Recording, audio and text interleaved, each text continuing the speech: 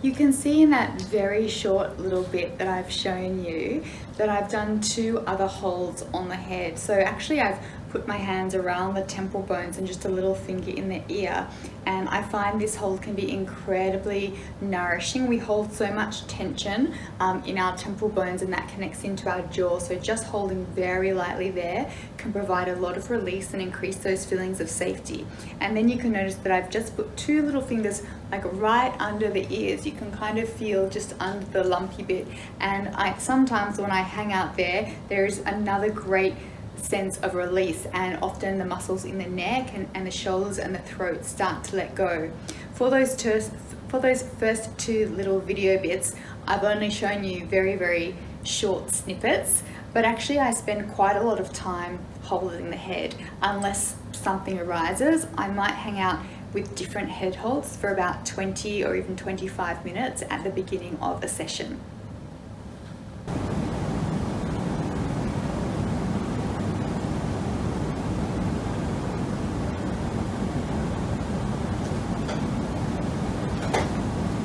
It's okay to just feel that stress.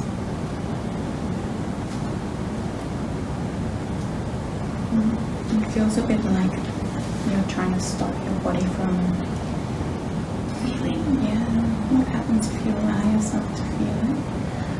I guess my anger will come up and I'll see how difficult everything is. Would that be okay for your anger to come? Yeah. So I want you to bring your attention and your breath to that irritation. As I've been hanging out with Lucrezia with my fingers right under here, I can feel her body trying to decide, am I gonna slip into this session or am I gonna come out? And this is very clear resistance. So it's like it starts to slip in and then it pulls back. There are these little bracing patterns that occur. So I'm gonna address this resistance. And as you can see, I say to her, hey Lucrezia, I can feel this, what's going on? Like I can feel this resistance. And she verbalizes, yeah, if I let myself go in, I'm gonna access my anger. And clearly she has resistance to doing that. And I think often it's not mental, it's a very somatic and felt resistance that is occurring with these little braces. And so once she verbalizes what her resistance is, I simply ask her, would it be okay or would it be safe to do that? And her answer is yes. And so that little conversation allows a reintegration of what's happening to her somatically and what's happening in her mental processes. And that allows us to move deeper into the session. That's good.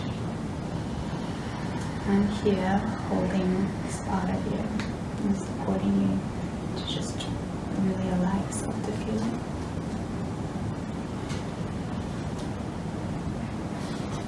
And if your body wants to twitch like that, you can allow it.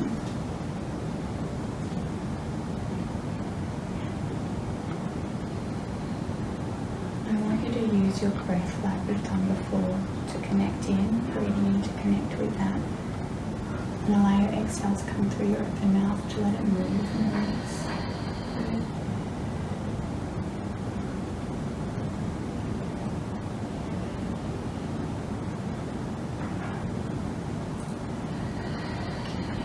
You can feel that tremoring in your tummy. You can just allow that to happen, okay?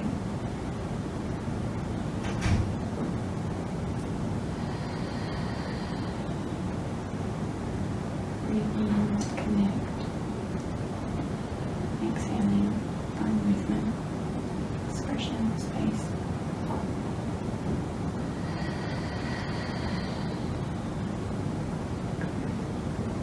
So just see if you can find a little bit of sound on your exhale. Give that irritation a voice. Knowing that it's welcome here.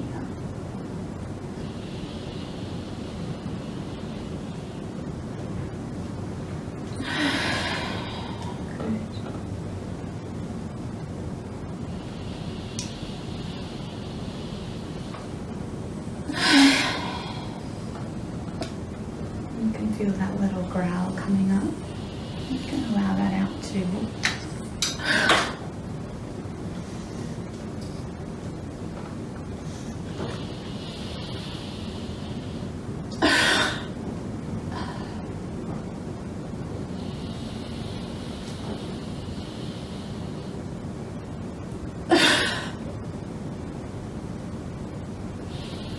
can allow that sound to come and those movements in your face to come.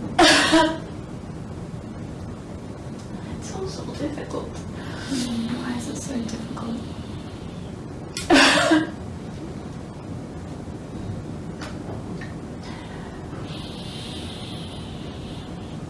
Because there's nowhere to go. Where do you want to go?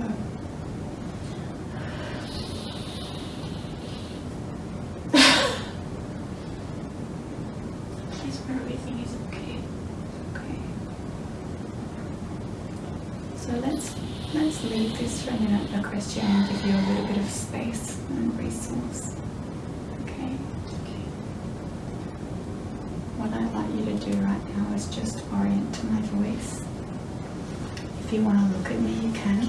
If you want to keep your eyes closed, you can. And I'm just going to hold your sacrum and your neck, okay?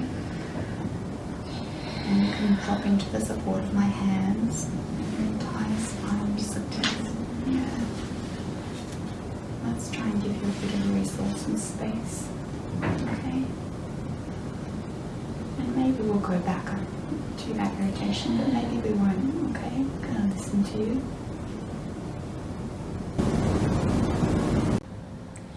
In this section, I'm supporting Lucretia to connect to her anger. She's given me consent that this is okay and that this is safe from her. And I'm noting from our time earlier talking together that she's connected to anger down at her gut. So I've moved my position and I've actually placed one hand underneath her body and one hand on top of her gut to contain and support in a very somatic and felt way where her anger is being held.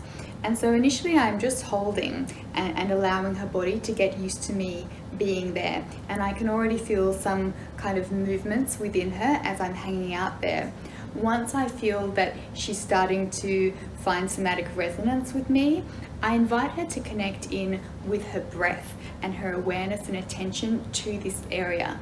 Breath is quite a wonderful way to support very gentle, titrated emotional release. Sometimes when we try to engage with talking or more of a hypnodrama style, it's not so accessible for some clients because we do need to stay in a very cognitive place with it. Similarly, if we ask people to go straight into a body movement release, it's not so accessible for someone that isn't that way inclined. So I find breath is a really nice and accessible way for most people. So I'm inviting her to connect in with her inhale to the area where the charge is, which in this case we've identified as anger at the stomach. And there is something really important in having those labels very clear because she knows where to go and she knows what it is that she's connecting to release. And again, we're working there with somatic integration. So both that the experience that's happening in her body and her more mental cognitive processes are on the same page and they're existing within the same narrative during this process. So I invite her to breathe in and connect with her in-breath, and I invite her as she exhales to allow that experience of anger that's inside her to move and release through her breath. And sometimes I can stay with this with a client for quite a while, and we can suggest that they allow their breath to deepen. And sometimes the client will go into a natural release just from connecting to that breath and that felt sense of emotion. However, sometimes we do need to allow the experience to titrate up with some gentle guidance. So you can see that I'm inviting her to breathe in and exhale, and to allow her breath to deepen is a really nice suggestion. And often I will invite the clients to allow a little bit of a sound to escape from their exhale, and I'll often suggest to try putting an H at the beginning of the breath, ha, because this can be a very nice and non-confrontational way to find release through breath with sound. There's something very special about including voice or sound with the expression, because in the case of most sort of unresolved or suppressed emotions, there's been no space for verbal expression. So by inviting that little bit of sound to come into the process, we're going towards repairing or recovering that aspect of their experience. So in this situation, Lucretia quite naturally connects with a little bit of sound, and you can almost hear a natural little whisper of a growl. So again, I invite her, I give her permission to connect to that and allow that to express. And again, permission and invitation are so important in this process of expression and release and integration, because that was never there in the first place. So I think that point is really key. Something that's happened with Lucretia in this session is that you can see as she's going through all of this, she's having these lovely little tremors and shakes down through the body. But what I can notice is that something is stopping her from having a full release. So something is telling her it's actually not safe to go into any more charge than this very, very gentle experience. And I can also see, you can't see it on the camera at that stage, but I can also see that there is some racing going on in her neck. So this is another form of resistance, and I'm going to listen to that, and I'm going to pause this process of titrating up her activation, and I actually want to give her an experience of resourcing. So I let her know that I've noticed that this resistance is there and that something's stopping her. And in order to very safely bring her out of the experience, what I do is I ask her to orient to the room and to my voice. I invite her to open her eyes if she wants. And this is all with intent not to re-traumatize. I want her to feel safe in the present with me. And then I actually move my hands and I verbally let her know, hey, we're going to give you an experience of resourcing. And I choose to put one hand under her sacrum and one hand under her neck. And I do this because it's almost as if I'm holding her entire spine, and she can feel very, very supported with this hold.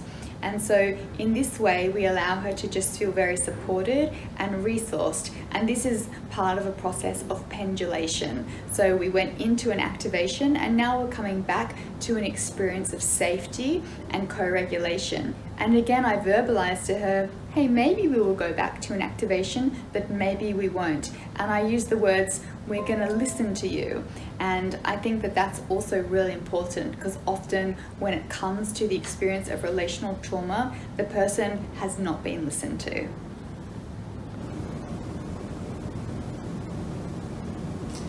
have a hard time with anger. Tell me about that. A hard time of letting it out as anger. Why?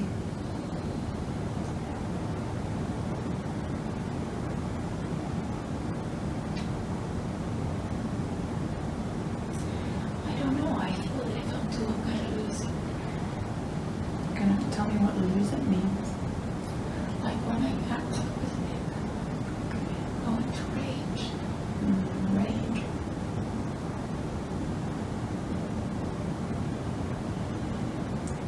I guess if we go all the way back to where it comes from, there was never space for it, right? And it wouldn't have been safe to show your rage to your brother, to your mother.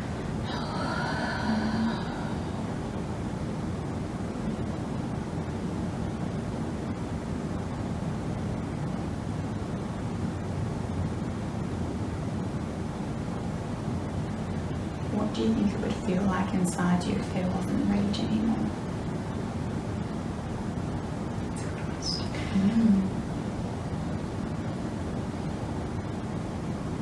What would it be like to not be holding on to that? Rage. I'd be peaceful. It sounds nice. How would your life be different if you were peaceful? I wouldn't need to take it out on other people.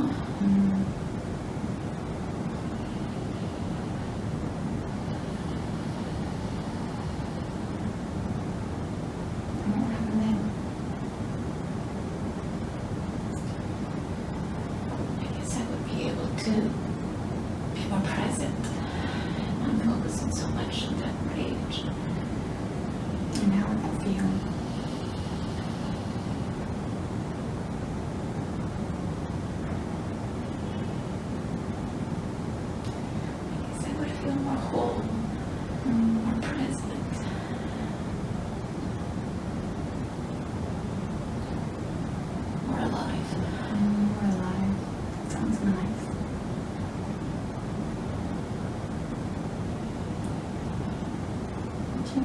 what's happening in your body right now as you connect to that idea. Yeah. What's happening? It's relaxing. So I want to just invite you to go into that relaxation just for a little while.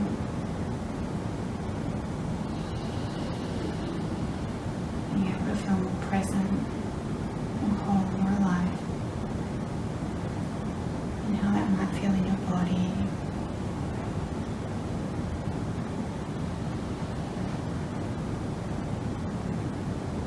You can notice your breath starting to slow down. More forgiving too. Where can you feel that more forgiving part? It's throughout. Okay. Because when I feel shame, it's throughout. Forgiveness is an antidote to shame. Very nice. Just go into all those positive feelings, forgiveness, and presence, wholeness, aliveness.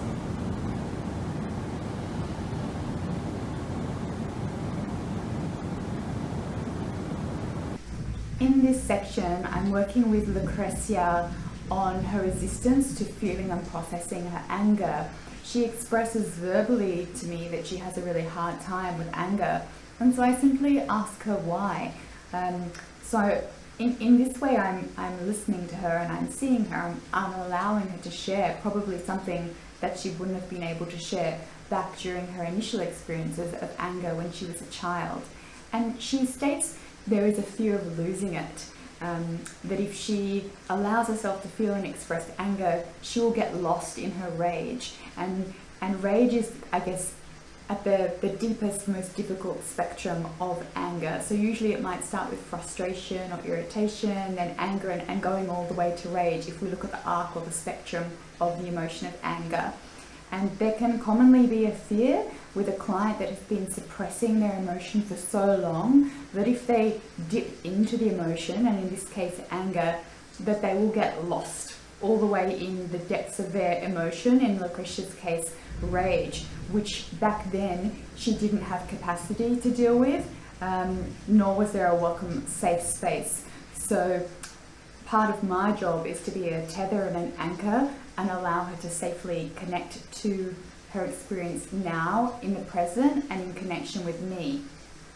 Something else that I'm doing here with Lucrezia is I'm asking her to explore what it would be like to not be experiencing rage or to not be holding rage. And sometimes something that can happen when somebody has lived their whole life holding on to this suppressed emotion, it's almost like there's no possibility, there's no concept for what it would be like to not hold this, because it becomes part of our identity. So this connects to the idea of fear of the unknown. So I start to ask her to connect to what would it be like if you weren't holding this anger.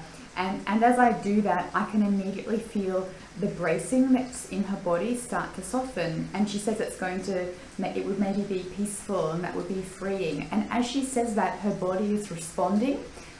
You might notice in the video that during this segment, I'm doing a lot of mirroring. So when she says a word, either whether it's anger or rage or peaceful or freedom or relaxation, I'm mirroring the word back to her. And this goes to the idea of reparenting. Mirroring is something that we need when we're young, and so I'm offering it to her now to help her understand and integrate both somatically and mentally what her experience is. So I think it's a really important tool to use. The next thing that I do with Lucrezia, once she's moved from the resistance of experiencing the anger and the rage to focusing more on the possibility of feeling peaceful and free and more connected without this anger or rage, I can again feel her body starting to relax quite a bit, and I can notice that her breath has changed as well. There's a lot more ease about her soma. So I draw her attention to that. Again, this is about integrating the somatic narrative and the mentally driven verbal narrative. So I ask her to bring her attention to what's happening in her body right now. And that's when she can get a palpable sense, oh, I'm feeling much better. And in this way, the exploration of possibility becomes a present resource in her system. During this segment, the whole time, my hands are supporting Lucrezia's spine. So I have one hand under her sacrum and I have one hand at the top of her neck. And in this way, when we support the whole spine, the body is invited to just relax, and there can be this very palpable sense of support and not feeling alone. And this, when we're going into this kind of emotional processing and making sense, can provide an increased capacity to explore. As Lucrezia experiences resourcing in her body, what I'm doing is incorporating a hypnotherapy tool of positive suggestion and expanding positive emotions. I'm using indirect suggestion, so you may notice or you might notice, and I'm also using positive words to enforce and expand her experience of relaxation. And as I do this, she naturally connects to feelings of forgiveness that come. So again, it's not a word that I fed her. And as I mirror those words back to her, she then makes her own connection that, hey, this is different to when I'm feeling shame. So she herself makes the association that as she starts to access forgiveness, there is a release in shame. And again, I mirror that back to her, I guess with a slightly more eloquent phrasing to help it really integrate. When somebody is going into a resource experience on the table and there is a hypnosis element, their conscious mind is not as available as their subconscious mind. So using the words to verbalize back is really important for integration.